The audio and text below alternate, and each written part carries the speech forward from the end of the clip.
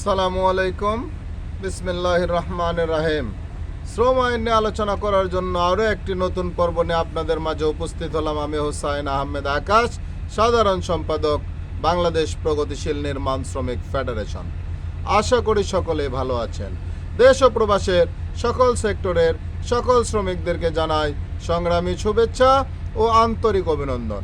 সংগ্রামী সাথী ও বন্ধুগণ, আজ আমরা আলোচনা করব শ্রম আইনের ধারা 163 নিয়ে, মাস্টার ও নাবিকদের ক্ষেত্রে বিশেষ বিধান।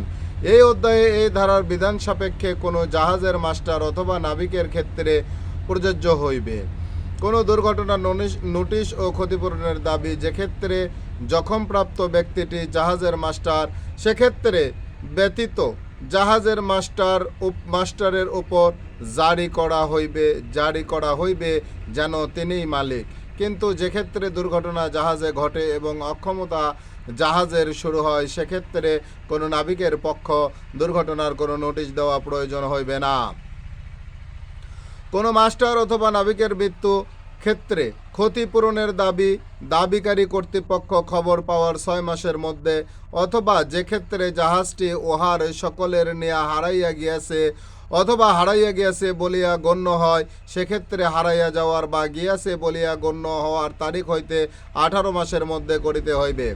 যে ক্ষেত্রে জখমপ্রাপ্ত মাস্টার অথবা নাবিককে বিদেশে কোথাও ডিসচার্জ করা হয় অথবা ছাড়িয়ে আসা হয়, সেক্ষেত্রে সেই দেশের কোনো বিচারক বা ম্যাজিস্ট্রেট অথবা ওই দেশে কোনো কনসুলার কর্তা কর্তৃক গৃহীত এবং তৎকর্তৃক সরকারের নিকট প্রেরিত কোনো দেশের কোনো সাক্ষ্য কোনো দাবি আদায় সংক্রান্ত কার্যক্রমে সাক্ষ্য হিসাবে গ্রহণযোগ্য হইবে, যদি সাক্ষ্যটি উক্ত বিচারক, ম্যাজিস্ট্রেট অথবা কনসুলার কর্মকর্তার স্বাক্ষর দ্বারা প্রমাণকৃত হয়।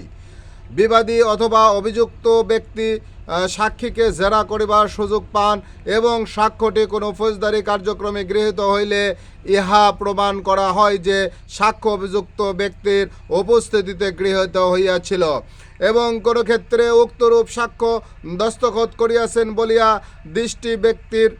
দৃষ্ট ব্যক্তির দরখাস্ত বা পদমর্যাদা প্রমাণ করার প্রয়োজন হইবে না এবং বিবাদী অথবা অভিযুক্ত ব্যক্তি সাক্ষীকে জেরা করিবার সুযোগ পাইয়াছিলেন এবং সাক্ষ্য ফৌজদারি কার্যক্রমের ক্ষেত্রে অভিযুক্ত ব্যক্তির উপস্থিতিতে গৃহীত হইয়াছিল, এই মর্মে উক্ত ব্যক্তি কর্তৃক প্রদত্ত কোনো প্রত্যয়নপত্র ভিন্নরূপ প্রমাণিত না হইলে তিনি উক্তরূপ সুযোগ পাইয়াছিলেন এবং উহা উক্তরূপে গৃহীত হইয়াছিল, ইহার পর্যাপ্ত প্রমাণ হইবে। বাংলাদেশ প্রচলিত বাণিজ্যিক জাহাজ কর্তৃক সম্পর্কিত কোনো আইনের অধীনে জাহাজের মালিক জখমপ্রাপ্ত মাস্টার এবং নাবিকের কোনো সময়ের জন্য খোরপোশ বহন করিতে বাধ্য হইলে ওই সময়ের জন্য ক্ষতিপূরণ বাবদ কোনো মাসিক অর্থ প্রদায় হইবে না। অবসর ভাতা নৌসেনা, বিমান বাহিনী এবং বাণিজ্য নৌ আইন 1939 এর অধীনে প্রণীত যুদ্ধ অবসর ভাতা এবং আটক ভাতা, বাণিজ্য নৌ ইত্যাদি স্কিম 1939 অথবা সরকার কর্তৃক প্রণীত যুদ্ধ অবসর ভাতা এবং আটক ভাতা, ভারতীয় নাবিক স্কিম 1942 অধ্যায়ের অধীনে তৎসম্পর্কে কোনো ক্ষতিপূরণ দেওয়া হইবে না।